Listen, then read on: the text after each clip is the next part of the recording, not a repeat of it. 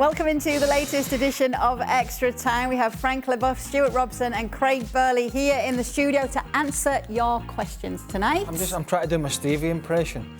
He starts leaning forward and like talking. Yeah, or don't do that? Have you noticed that? He does do that, yeah. And sometimes he stands up out of when he's getting angry. He does. What are you talking about?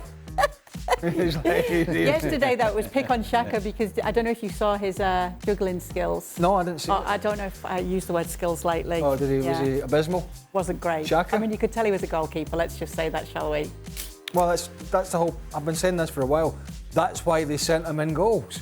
Because he was big and useless with his feet. Not so great with his feet. Played at the right time. Robbo, the first question's from you, for you.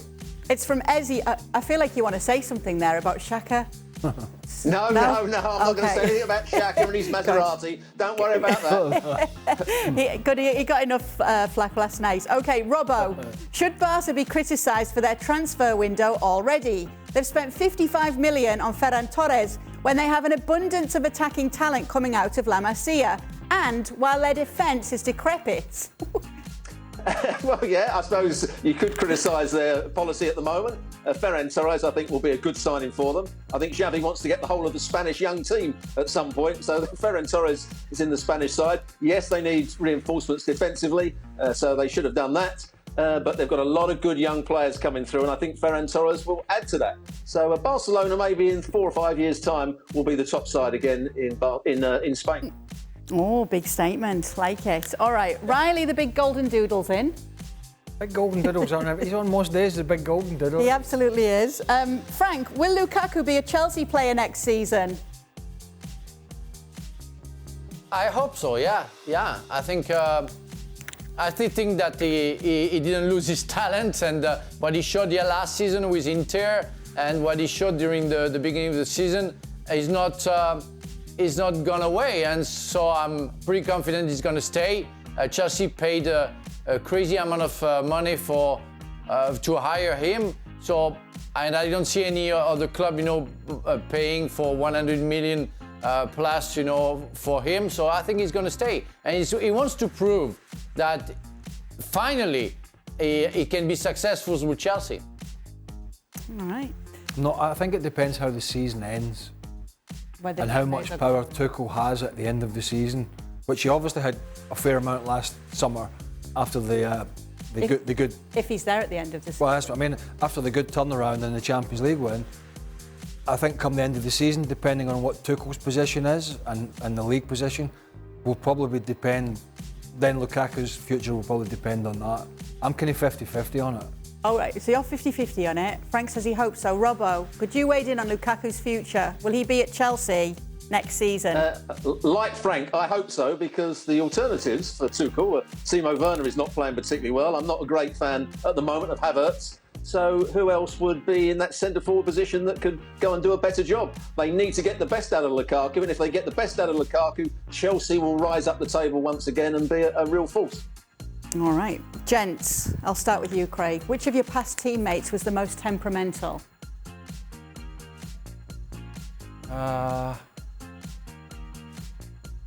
Dennis Wise. Dennis Wise. That's two. Go on, Frank, why? Oh, why? That guy was crazy. He was one of the nicest guy in the world out of the field. But it's like the guy behind the wheel when he's driving his car. He gets nuts on the field. I saw him fighting with David Batty when David was playing for Newcastle. They had bloods, both of them, everywhere. But they were so happy to fight, bite each other. I don't know. That was crazy. And I saw him so many times, fighting with so many other players. I remember Dugarry.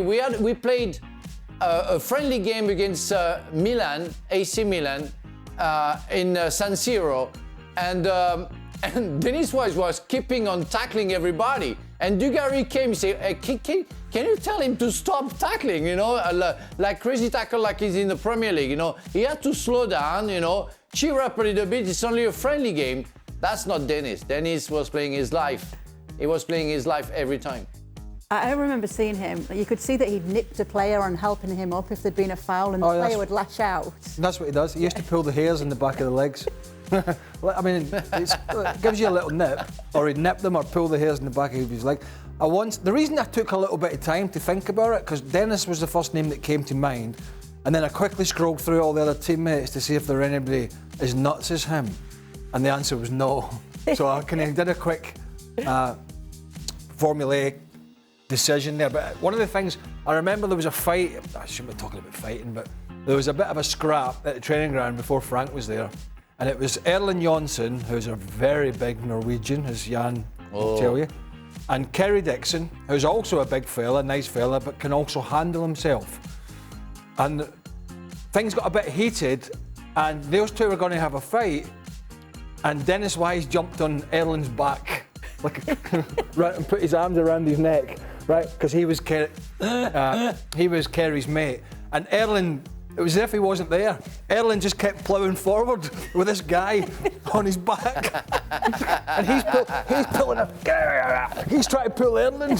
Oh, there was a few characters around back in the day, you know. Yeah, I bet. And then you and Frank as well. And Dennis was only, I've been. Yeah, he's 5'6", 5'7". Yeah, if that. About 5, 6, 7. Robbo, anyone stand out to you?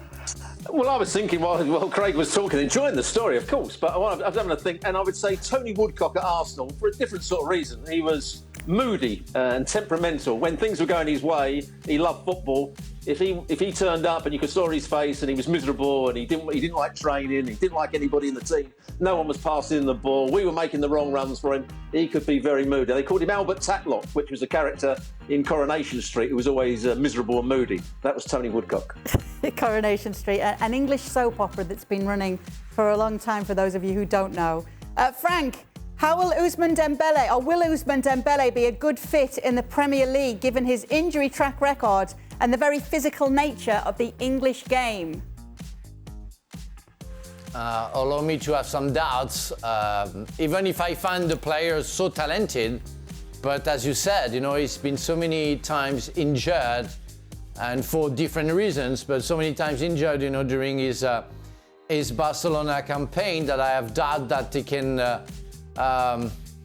can cope with the physical aspect of the game in the Premier League. So I would say no, but you know, we can be surprised, and I want to see, because if he's in good shape and can accept that physical aspect, that guy is a danger. When he's fit, he's a real danger. Robbo, are Arsenal going to keep improving, or is this their ceiling under Arteta? I think this is their ceiling at the moment. I think in maybe a couple of years' time, when the likes of Saka, Emil Rose-Smith and these sort of players, Martinelli, who's had a good little spell in the team, and some of the younger players come through, I think Arsenal will be a good side. But I just think it's hit its ceiling at the moment. I think they've gone as far as they can with Arteta this season, and I think top four would be a great position for them. I don't think they're going to get it. Can you see them continuing to improve, Arsenal? Don't need to spend. I agree with Stuart. Don't need to spend. They've obviously spent on the back four recently and the goalkeeper, which has improved them. I thought, although I didn't think he did great for that first goal yesterday, but in general he's been really good, and he likes to play the ball out with the feet, which is a big bonus for Arteta. He's more comfortable than Leno, and so they're getting to play out from the back a little bit more with Ramsdale in goal. But I do think for sure they need at least one, or not, if not two, really additional solid midfielders. You know, dynamic, strong, but they're not easy to come across. Everybody's looking for them. I think Partey's done a good job. I agreed with Stuart was talking about it in the show. Xhaka's a liability.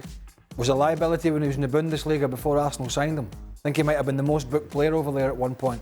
Stats will agree or disagree. But this discipline or lack of it has come with him, and I think ultimately they'll have to get him out. So I think central midfield is hugely key for me for Arsenal, and then you flank it with these good young attacking players, and maybe obviously they're a bit lightweight up front with Aubameyang, you know, doing what he's doing. He's probably going to be out if they can get him out, but he's on a lot of money. So yeah, there's at least 2 or 3 positions that they could strengthen if they are going to push. And go for the top 4 if they don't get in it this year. Yeah, striker was mentioned in yesterday's show. Well, because it's only really Lacazette, and then you got Eddie Nketiah, who's young. He's probably not going to be nothing more than a squad player there, I would imagine. And I can't see. I don't know what the boys think. I can't see Aubameyang coming back from this. I don't like his attitude. Arsenal have been better without him. He's on a big, whacking money. It's going to be another Ozil scenario in terms of trying to get him out. But I don't see a way to really have him back in the team. He might get on the bench now and again, but I don't really see him. I think Arteta would be desperate to get him out. Can you see him coming back, Frank, Aubameyang? I don't, and I'm worried because, I share the same workout club, with his father. And since he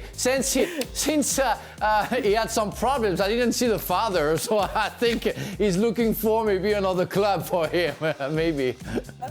Let me go full circle then. Robbo, Aubameyang, come back or not? I don't think he can come back. I agree with the guys. There's no way that Aubameyang can come back into the side at the moment. They were desperate to give him that big contract 2 or 3 years ago, and it's backfired on them. He's not been the same player.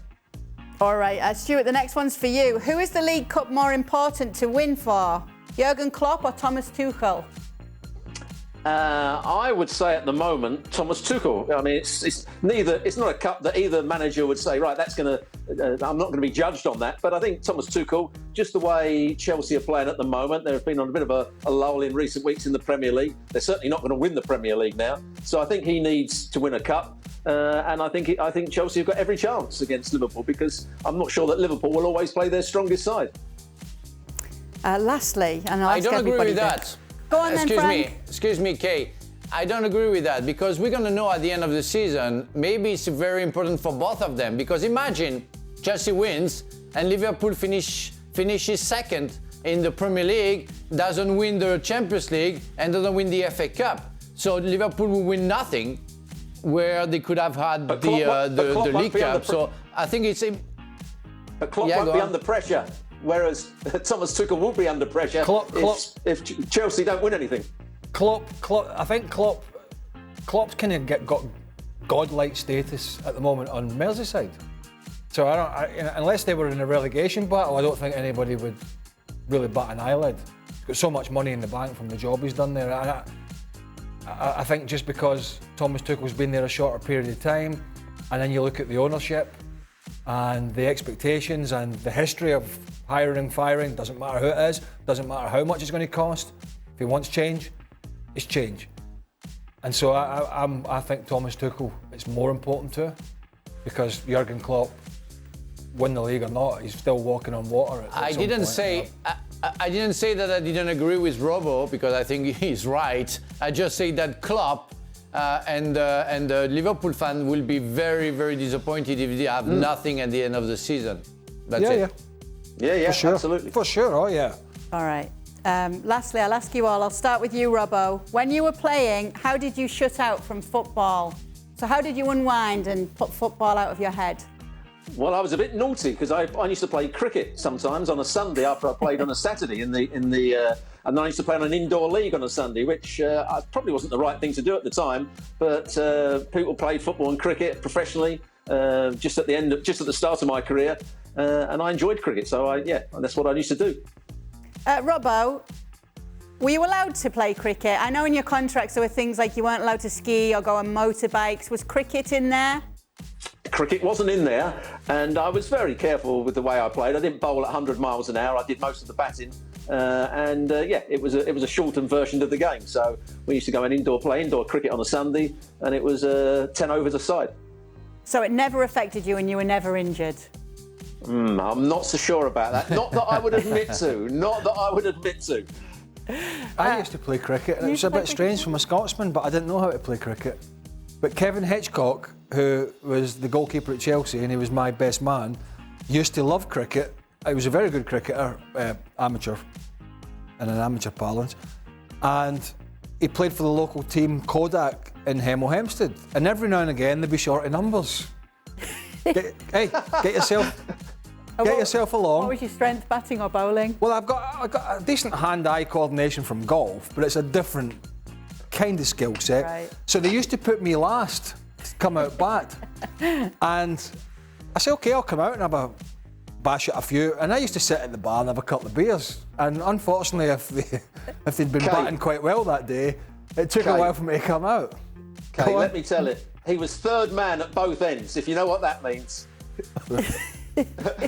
Fielding down one end so he didn't get a touchdown there, fielding down the other end. Yeah, he never got a game, did he? He wasn't very good. Well, I tell you what I did, Rob.